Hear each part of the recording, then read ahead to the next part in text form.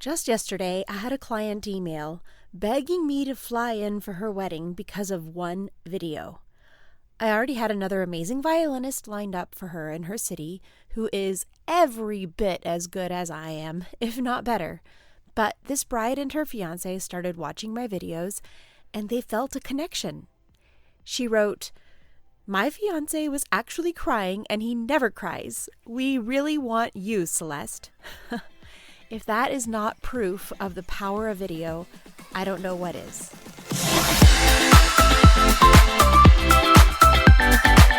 Are you a classically trained violinist, dreaming of stepping out of the orchestra and into the spotlight, but maybe the world of solo gigs feels intimidating? You're not alone. Welcome to The Glam Violinist, the podcast that empowers classically trained musicians to build thriving careers as sought-after entertainers. I'm your host, Celeste V, and each week we'll break down the secrets to getting the gigs you've been dreaming of. Get ready to unleash your inner rock star and turn your passion into a paycheck. Let's get glamorous.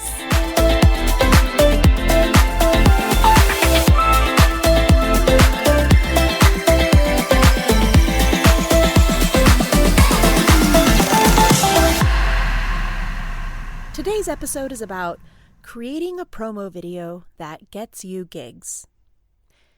10 years ago, having a live violinist perform solo with backing tracks wasn't as much of a thing. Yes, there were some brave frontrunners who were out there doing this before then, but it has exploded in popularity over the last decade. Why?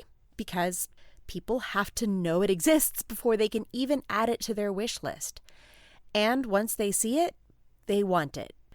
We are literally creating the demand for our services with every single performance we put on, forming an industry that didn't even exist before now.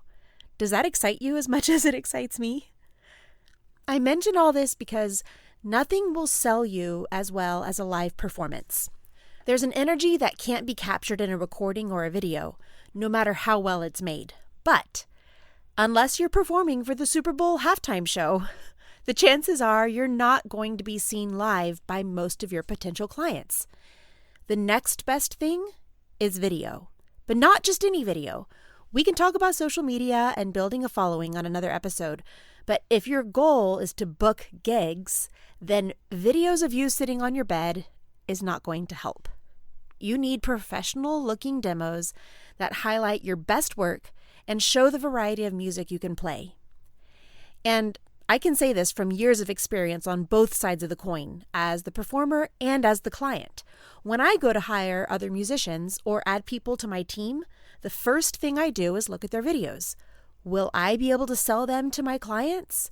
Or are my clients going to be relying 95% on my word and my reputation? That's a huge leap of faith for somebody who's planning the biggest day of their life. Please do yourself and your potential clients a favor and spend some time and money creating something that puts their minds at ease. So where do we begin? There are 3 steps to a great video: recording, filming, and editing. Let's break down each one of those. Before you even begin recording, you need to choose your songs. Think of your primary demo as a teaser for a blockbuster film.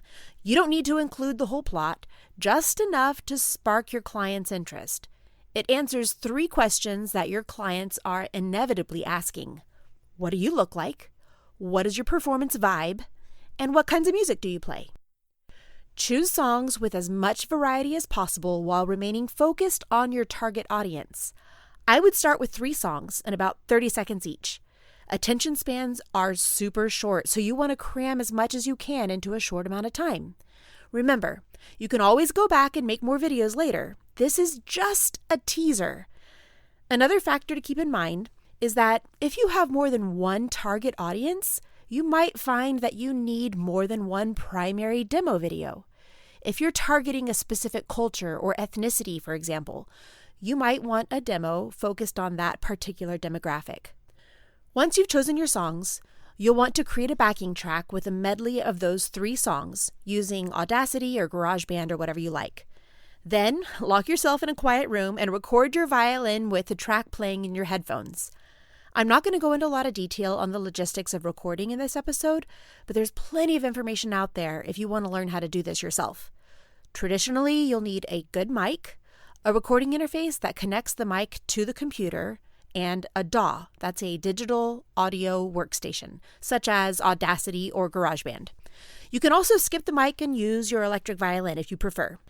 After it's recorded, you can use that same DAW to edit your recording and add effects, such as reverb. You'll combine it with the backing track and voila, you have your recording. If you don't want to take the time to learn all of this, you can simply outsource all or parts of this process. You can rent a recording studio for an hour or two and have the pros do it all for you.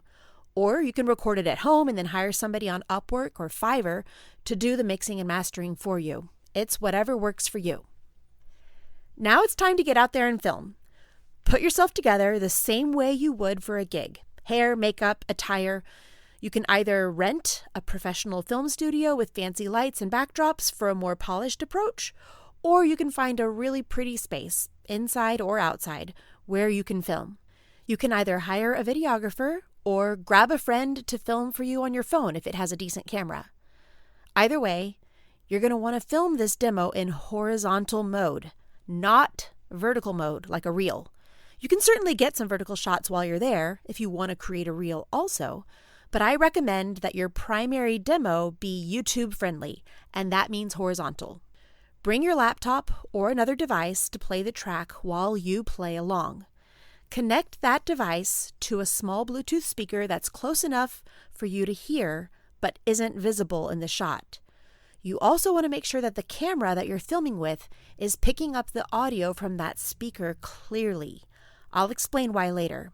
Now, as you film, you're going to play along as if you're really performing, but remember, your audio is already done, so you can focus all of your energy on performing. Pick a spot just over the top and to the side of the camera as your main focal point. Think of this as your audience. Focus there, but you can also look at the camera at times. Look away from the camera, close your eyes for a second, whatever feels right. Just try to keep your eyes up if they're open, not looking down at the ground. Looking at the ground makes you appear to be uncertain or uncomfortable, and that will communicate directly to the viewer. Eyes up. I can't emphasize that enough. During the filming, I usually recommend getting 5 solid takes straight through, if you can, 3 minimum. Here are some suggestions for those takes, but you can adjust this however you like. Take number 1, full body from the front, with the camera person moving from one side of the room to the other, back and forth. Take number 2, full body moving all the way around you in circles, clockwise, counterclockwise, and so on. But you'll keep facing forward even when the camera person is going behind you. You can follow the camera at times, but don't turn around and face the back wall. Think of that spot in front of you as your audience, and don't turn your back on them for too long. Take number 3, waist up from the front, camera person again moving side to side, same as before. Take number 4, waist up and moving around you, maybe in and out, closer and further. Your camera person can get a little creative here if they want. Take number 5. This one is super up close and personal. It might feel uncomfortable, but it's great to get some really up close shots of your violin. Your left hand on the strings, your bow in your right hand, and your face. Maybe some from behind you looking over your shoulder at your violin, and maybe some from the scroll looking up toward your face. Whereas in the first 4 shots, you can move around quite a bit, spin, do whatever you normally do. But for this take, you want to stand pretty still since the frame on the camera is so tight. Once you have these shots, it's time to edit your footage into a killer demo video. Again, you can send this to somebody for editing along with the final version of your audio. I've hired super talented editors on both Upwork and Fiverr and had great results most of the time. You can also do it yourself if you want to take the time to learn how. I personally use Final Cut Pro on my Mac desktop for editing videos when I do it myself, but there are several other great options. While I love Canva or CapCut for editing reels and other casual video clips, those will not get the job done here. You need a more serious video editor to analyze all those takes and line them up with the audio. Remember how I told you earlier that the camera you're filming with needs to be able to hear the audio really well? This is why. And please don't let a video editor you hire tell you that it's good enough or no one else will notice if the syncing isn't exactly right. That's baloney. Your audio should sync perfectly with the video before you begin editing, no matter what. After your takes are all imported and properly synced with the audio, you're going to jump around between takes, choosing which shot you want to use where. If you already have some high-quality live videos from your performances, especially ones that show you interacting with clients or their guests, feel free to use them in this demo. If you happen to have a good live video of you playing that same song, you can sync it and use it that way. If not, you can use slow motion or other tricks, or just don't worry about the syncing on those shots. The point is, you're showing potential clients that you have experience playing for other events similar to theirs, and it will help them to envision you at their own event. Pick only your very best clips for this, the ones that show you in your ideal scenario and are high quality. And don't add live clips just for the sake of adding them. They need to fit the overall quality of the demo, so if you don't have any good ones, it's better to leave them out altogether. You can always come back and re-edit your demo video later when you have some good shots like that to add. You can also create a cool cover image and an end screen that you use for all of your videos. But if you do that, you'll want to create a white label version of that video also. White label just means it's agent friendly. It won't have your name or your branding on it, so agencies can show it to their clients without sharing your contact info. You can spend hours on all this editing, easily. I know some violinists who love this stuff. It can be fun. In my experience, some people really enjoy it, while it can be absolutely agonizing for others. It also depends on how much time you have and how much money you're willing to spend to save yourself that time. Also, ask yourself, how often are you going to be making videos? To be really frank with you, if you want to perform a lot, the correct answer is pretty often. So the cost will add up either way, either in time or in money. But these videos are so important if you want to continue to grow your business as a freelance violinist. One last note. If you decide to outsource any of this, that's great, but you want to maintain control of the project. Unless you have proof positive that the pro you hire has a portfolio full of well-produced music videos, you can't just let them run all over you. Over the last 20 years, I've worked with some really talented music producers, videographers, and editors. Some of them have expertise in one or more areas, but still don't understand the logistics of making a music video from start to finish. I've experienced this many times in many different ways, but let me share one perfect example. I hired a videographer a few years ago who claimed to have tons of experience with music videos. We drove hours out to a gorgeous spot and spent half a day filming with drones and multiple cameras and a whole crew full of people. It cost me a fortune. When he sent me the edited video, it was painfully obvious that the audio was out of sync with the video. My bow was going up when it should have been going down, or changing directions when I was holding out a long note in the recording. I told him it needed to be fixed, and we went back and forth for a few weeks with re-editing, but he still couldn't get it synced, and I couldn't figure out why. Finally, I asked him to just send me all of the raw footage, and I would either edit it myself or hire somebody else to edit it. I uploaded almost 100 gigabytes of footage to my computer, and that's when I realized he hadn't filmed with sound. I had to spend almost 10 hours manually syncing all of those shots before I could even send it to somebody else to edit.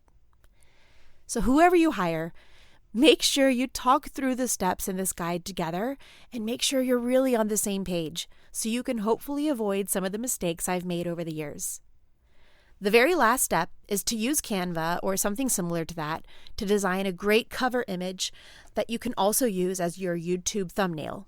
Then upload that bad boy to your own YouTube channel and start sharing it with the world. Please be sure to share it with me too. I would love to see the finished product or answer any questions you have along the way.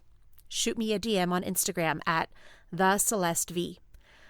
I feel like I need a disclaimer on every one of these episodes saying, this is just how I do it. There are other ways. But I hope that goes without saying. And I should also mention that you don't have to put this much effort into every single video you release into the world.